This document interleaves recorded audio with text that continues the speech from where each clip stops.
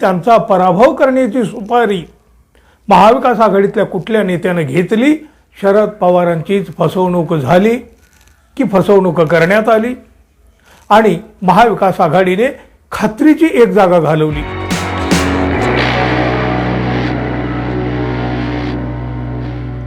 मित्रहो नमस्कार. राज्यातल्या सगळ्या पक्षाच्या सगळ्या विजयी उमेदवारांचं हार्दिक अभिनंदन. महाविकास आघाडीतल्या पराभूत झालेल्या उमेदवारांच्या पक्षाला आणि त्यांच्या नेत्यांना आता तरी वास्तवाचं भान आलं आहे की नाही कोणास ठाऊक, पण ते यावं अशी अपेक्षा तरी करूया आपण.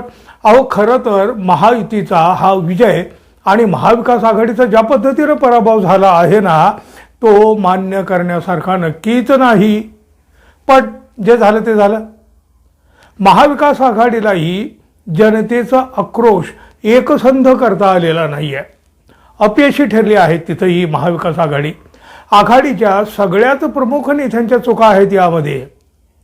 कदाचित लोकसभा निवडणुकीच्या निकालानं दिलेला विश्वास फाजील आत्मविश्वासात बदलला गेला असावा. मुख्यमंत्री पदाची पडत असलेली स्वप्न देखील आता ही नडलेली असावीत.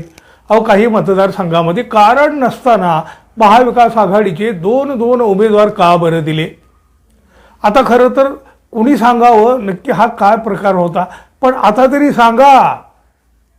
पंढरपूर मंगळवेढा मतदारसंघामध्ये काँग्रेसने दिलेले उमेदवार भगीरथ भालके हे आरामात निवडून येऊ शकत होते. दिवंगत आमदार भारतनाना भालके यांनी त्यांची तेवढी पुण्य आहे या मतदारसंघामध्ये. भाजपचे विद्यमान आमदार समाधान अवतडे आणि भगीरथ भालके यांच्यात जर थेट सामना होत होता ना, तर भालके सहज निवडून येत होते. अर्थात ते सूर्यप्रकाश एवढं सत्य होतं, पण तरीही त्यांचा पराभव करण्याची सुपारी महाविकास आघाडीतल्या कुठल्या नेत्यानं घेतली आणि ही सुपारी नेमकी कोणी दिली असे प्रश्न आपोआप उपस्थित होतात. बघा, मिळाली तर तुतारी नाहीतर अपक्ष लढू असं भगीरथ भालके यांनी आधीच जाहीर केलेलं होतं. त्यांनी काही ते लपवून ठेवलं नव्हतं. त्यांनी पक्षाकडे रितसर मागणीही केली होती, काही दिवस वाटही पाहिली, चक्राही मारल्या होत्या. राष्ट्रवादीच्या पहिल्या दुसऱ्या तिसऱ्या यादीत या मतदारसंघाची घोषणाच झाली नव्हती. उमेदवार मिळण्याची काहीच चिन्ह दिसली नाहीत. अखेर त्यांनी काँग्रेसकडून उमेदवारी मिळवली. महाविकास आघाडीतल्या घटक पक्षाने उमेदवारी दिली. त्यानंतर वरिष्ठ पातळीवर हा विषय संपवणं आवश्यक होतं.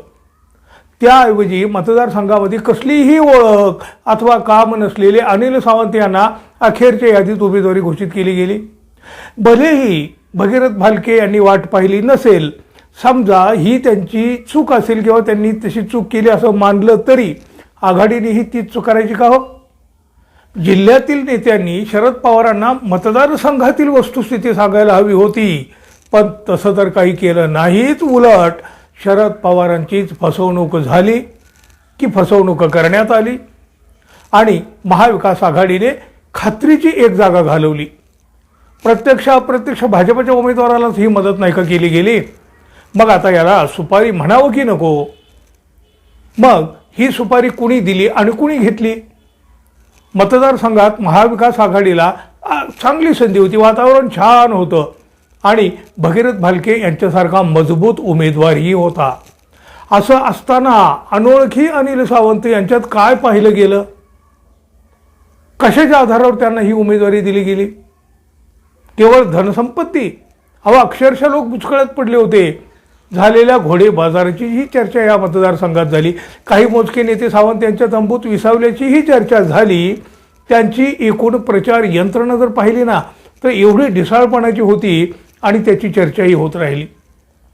काहीही केलं तरी अनिल सावंत जास्तीत जास्त 10-15 हजाराचे धनी आहेत असा अंदाज आधीपासूनच व्यक्त केला जात होता. प्रत्यक्षात पक्षाला लाज वाटावी अशी मतं त्यांना मिळाली आहेत. पण हीच मतं त्यांनी जर घेतली नसती ना, तर भगीरथ भालके आरामात विजयी झाले असते.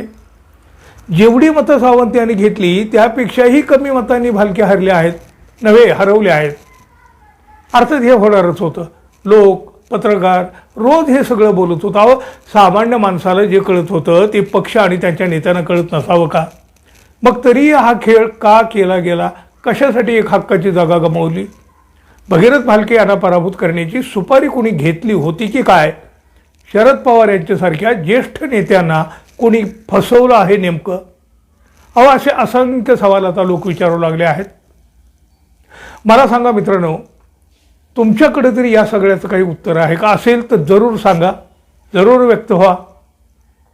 आणि अजून आपण आपल्या चॅनलला सबस्क्राईब केलं नसेल तर कृपया सबस्क्राईब करावं ही अपेक्षा आहे. धन्यवाद. पुन्हा भेटू. तोपर्यंत नमस्कार.